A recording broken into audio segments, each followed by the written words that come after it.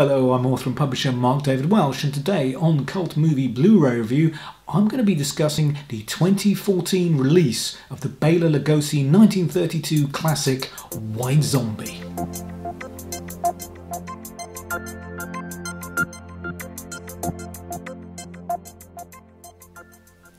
Now, as a massive fan of horror icon Bela Lugosi, over the years I've seen all of his films, apart from the silents that are either lost or almost impossible to find.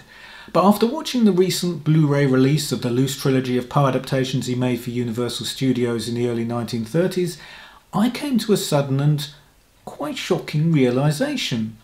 There are two of his early key performances that I've only ever seen once or twice, and many years ago. So it was high time that I reacquainted myself with those films.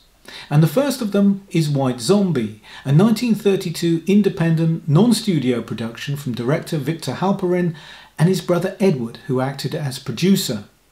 The film tells the tale of a young couple, Neil and Madeline, who, as the movie begins, arrive at the Haitian estate of a rich planter named Beaumont.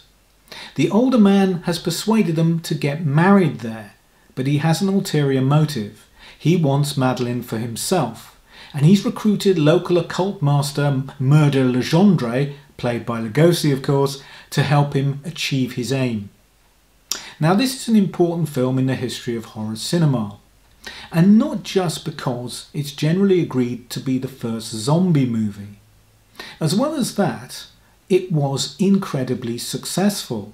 Although box office grosses are notoriously hard to calculate and often tied up in creative accounting, most commentators agree that the film may just have been the most successful independent American movie of the 1930s of any genre. And it also gives Lugosi one of his truly iconic roles, the zombie master who haunts the groves and cliff paths of the studio backlot like Satan himself.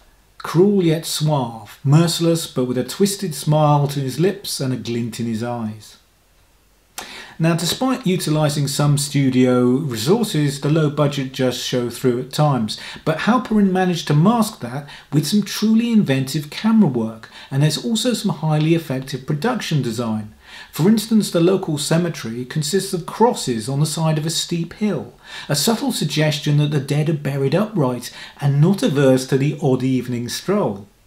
The use of a vulture as Lugosi's familiar is also a wonderfully creepy touch, and the atmosphere is otherworldly.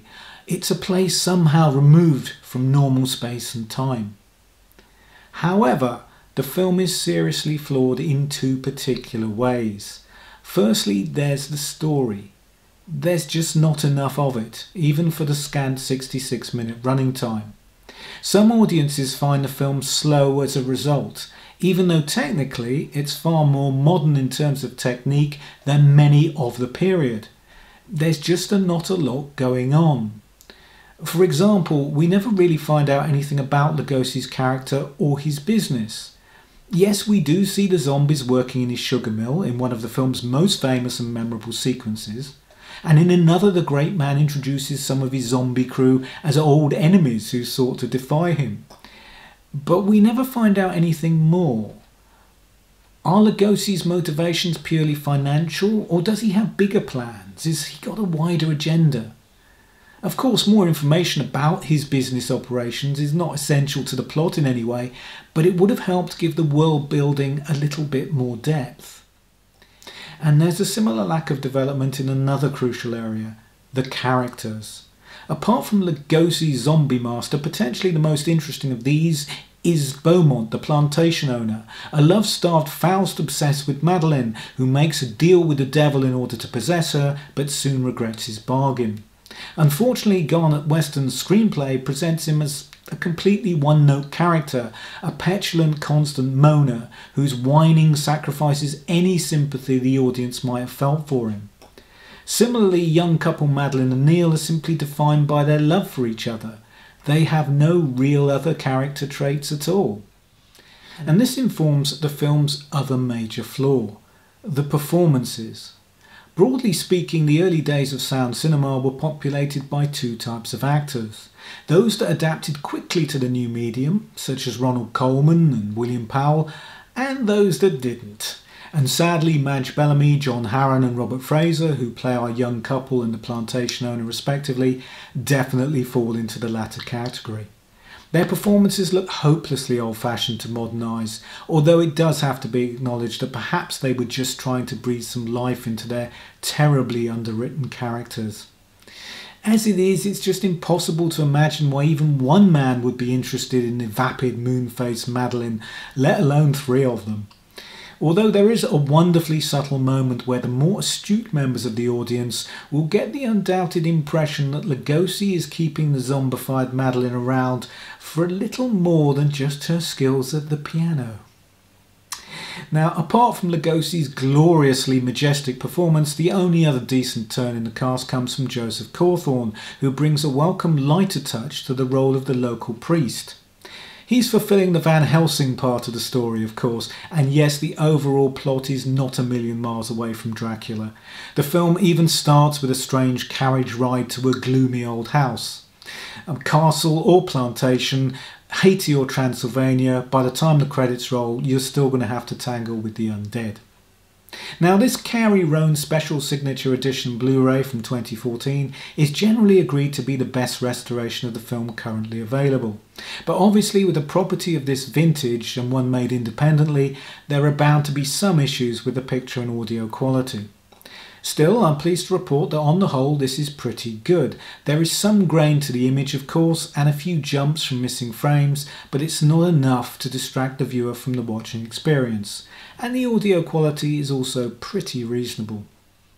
In terms of extras, the disc is a little light, the most notable being the well-informed commentary from author Gary Don Rhodes, who provides the production with some fascinating context. It was likely inspired by a non-fiction book, The Magic Island by William B. Seabrook, which was published a few years earlier, and even seems to contain some sketches that may have influenced Lugosi's costume design. Rhodes also makes the valid point that it's important to define exactly what a zombie is in this film. They are not the Walking Dead from modern horror fiction who go around eating human flesh and brains. They are victims of the occult who have been placed in a kind of trance where they have no will of their own. Yes, they appeared to die and were buried before their resurrection, but they were never truly dead. One of the few other extras is a curious one, a reissue trailer possibly from the late 1950s, which seems to have been voiced by notorious psychic and Ed Wood collaborator Criswell, who appeared in Plan 9 from Outer Space and Night of the Ghouls. Now, I can find no evidence that proves it's him one way or another, but it's hard to believe that anyone would choose to deliver lines in his signature style, and obviously Ed Wood did know Lugosi in his later years, so there is a connection. Now, as a movie, White Zombie does have some limitations, but if you can put those to one side and revel in the haunting atmosphere and Lugosi's tour de force performance, then it's well worth getting your hands on this Blu-ray. Now, that's it for today, my friends. Be sure to join me next week for another cult cinema review. Perhaps it will even be that other Lugosi movie that I mentioned at the start of this review. Can you guess which one it is? But in the meantime, stay safe, stay well, and don't be a stranger.